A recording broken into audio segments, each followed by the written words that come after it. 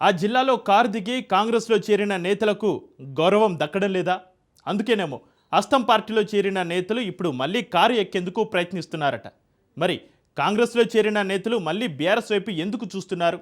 ఇప్పుడు హస్తం పార్టీకి గుడ్ బై చెప్పడానికి కారణం ఏంటి? అసలు పార్టీలు మారాలనుకుంటున్న ఆ నాయకులు ఎవరు? వారిని ఆపేందుకు అధికార పార్టీ ఏం చేయబోతోంది?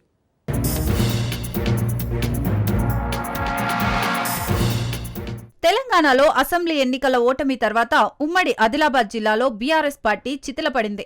ఆదిలాబాద్, నిర్మల్, ఆసిఫాబాద్, మంచిర్యాల జిల్లాల నేతలు ఎవరి దారి వాళ్లు చూసుకుంటున్నారు.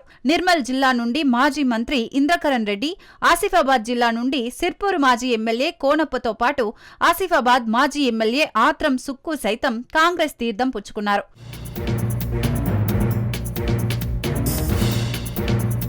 అప్పటి వరకు బాగానే ఉంది కానీ గులాబీ దళం నుండి హస్తం గూటికి చేరిన నేతలకు సరైన స్థానం దక్కడం లేదని ఇప్పుడు ఆ నేతలు లోలోపల మదన పడుతున్నారు. దానికి తోడు కాంగ్రెస్ లో ఉన్న సీనియర్ నేతలకు కొత్తగా బీఆర్ఎస్ నుండి కాంగ్రెస్ లో చేరిన నేతల మధ్య సయోధ్య కుదరడం లేదని పెద్ద టాక్ నడుస్తోంది. బీఆర్ఎస్ నుండి కాంగ్రెస్ లో చేరిన నేతలు పార్టీలో తమ పరిస్థితి ఏంటని ఇప్పుడు తలలు పట్టుకుంటున్నారు.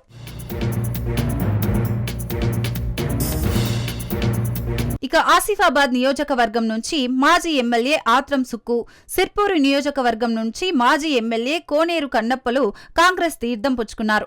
సిర్పూరు నియోజకవర్గంలో నియోజకవర్గ ఇన్ఛార్జిగా కొనసాగుతున్న రావి శ్రీనివాస్, ఉమ్మడి ఆదిలాబాద్ జిల్లా ఎమ్మెల్సీ దండే విఠల్, మాజీ ఎమ్మెల్యే కోనప్ప మధ్య ఆధిపత్య పోరు కొనసాగుతుంది.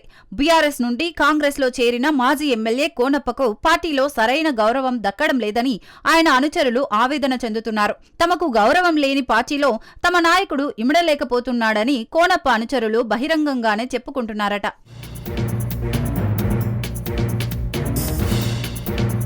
నియోజకవర్గంలో పార్టీ కార్యక్రమాలకు ఆహ్వానించడం లేదని కోనప్ప తన అనుచరుల ముందు వాపోతున్నాడట. ఇక తాడో పేడో తేల్చుకోవడానికి కోనప్ప సిద్ధమైనట్లు ఆయన అనుచరులు చెప్పుకుంటున్నారు. ఇప్పటికే మాజీ సీఎం కేసీఆర్ తో కోనప్ప సంప్రదింపులు జరిపారని నియోజకవర్గంలో జోరుగా ప్రచారం జరుగుతోంది. అయితే ఇటీవల కెస్లాపూర్ లో జరిగిన నాగోబా జాతరకు కోనప్ప ఆసిఫాబాద్ బీఆర్ఎస్ ఎమ్మెల్యే కోవలక్ష్మి వాహనంలో రావడం జిల్లాలో హాట్ టాపిక్ గా మారింది.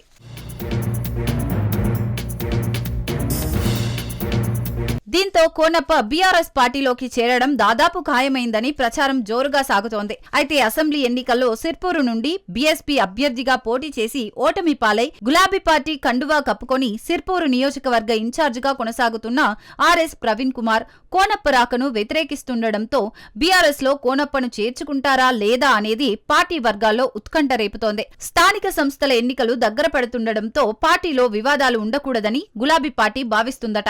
ఒకవేళ కోనప్పను చేర్చుకుంటే నియోజకవర్గంలో పార్టీ బలం కూడా పెరుగుతుందన్న ఆలోచనలో ఉన్నారు పార్టీ పెద్దలు.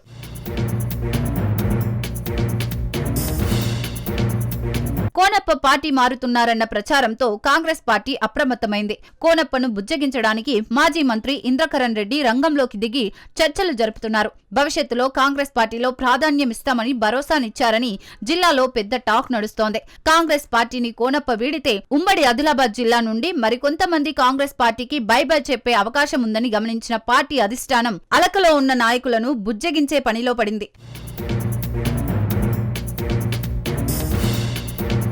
ఇంతకీ కోనప్ప కాంగ్రెస్ పార్టీలోనే ఉంటారా లేదంటే గులాబీ కండువ కప్పుకుంటారా అనేది జిల్లా రాజకీయాల్లో ఉత్కంఠ రేపుతోంది. కాంగ్రెస్ పార్టీ మొదలుపెట్టిన బుజ్జగింపుల పర్వం పనిచేస్తుందా లేదా అనేది వేచి చూడాలి.